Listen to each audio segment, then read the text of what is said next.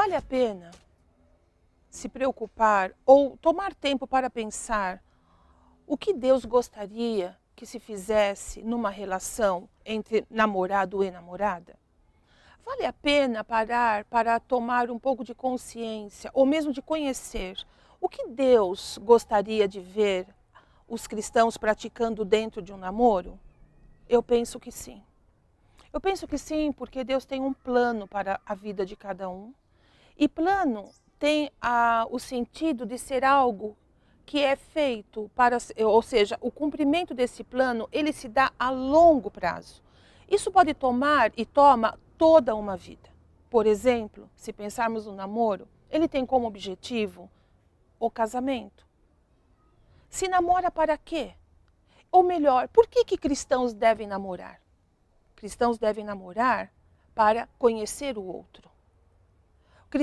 Os cristãos devem namorar para ter uma clara impressão de quem é a pessoa por quem ele está apaixonado, por quem ele deseja tomar um compromisso mais sério como o casamento.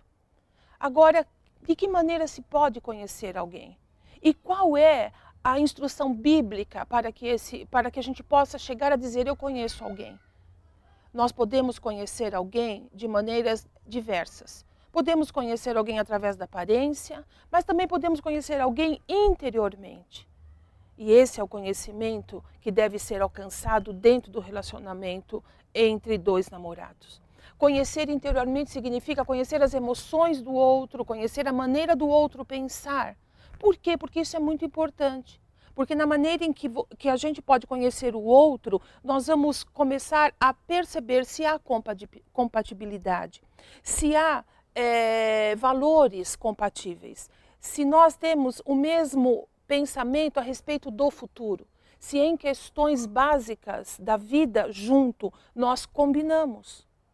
Isso é fundamental para que possamos tomar uma decisão adequada, uma decisão correta, uma certa decisão a respeito do casamento. Por exemplo, conhecer uma pessoa como hoje é muito comum em nossa sociedade, apenas na parte física, ou seja, ter intimidade física, chegando mesmo a ter um relacionamento sexual com o namorado ou a namorada, absolutamente nos dá condições ou elementos para que a gente possa conhecer a pessoa como de fato ela é.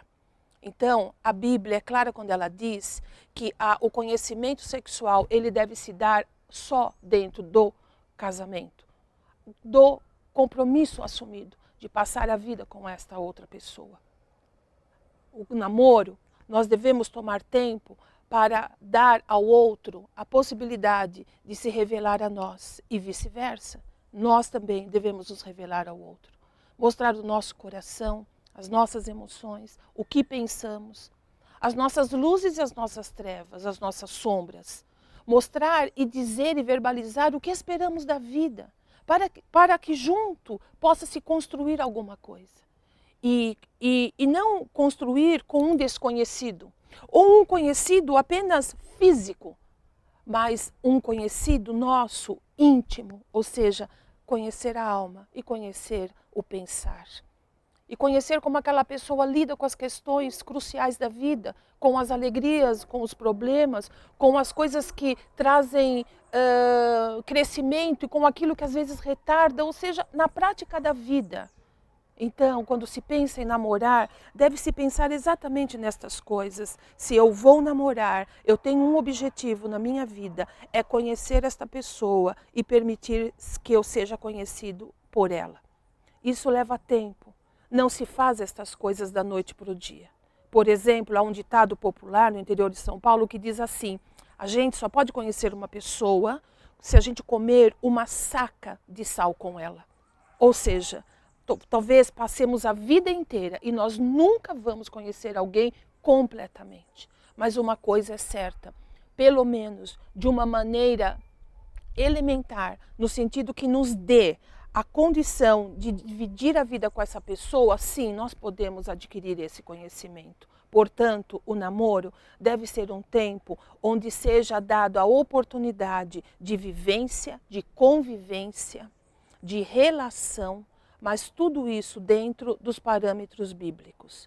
Um casal que age desta maneira está colocando os alicerces para o seu casamento. Ou seja, quando o casamento se concretizar, eles não passarão por muitos problemas que outros casais que tiveram um conhecimento superficial vão passar. Ou seja, vão viver realmente a intimidade completa que começou no namoro, através do conhecimento da alma, o conhecimento do intelecto, e se concretiza no casamento através do conhecimento físico. Sabe que se a gente age assim, nós vamos certamente colher frutos muito bons.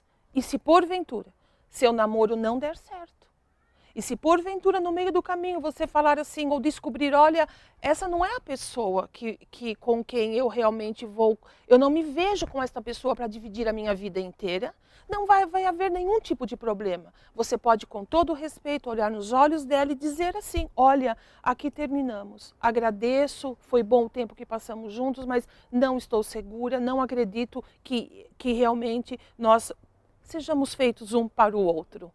E sem nenhuma dívida moral, sem nenhum comprometimento, esse compromisso pode ser então encerrado. E o que é melhor, você pode partir para o outro, porque o cristão deve namorar. O cristão precisa namorar, precisa conhecer, precisa gastar o seu tempo nesse período da vida, para que o casamento seja algo feito de uma maneira acertada. Anime-se, a vida está aí. Se você pensa em namorar, aproveite esta oportunidade. Tenha bons amigos, bons conselheiros, ouça seus pais e, acima de tudo, busque ao Senhor em oração. Certamente, Ele tem a pessoa preparada para você.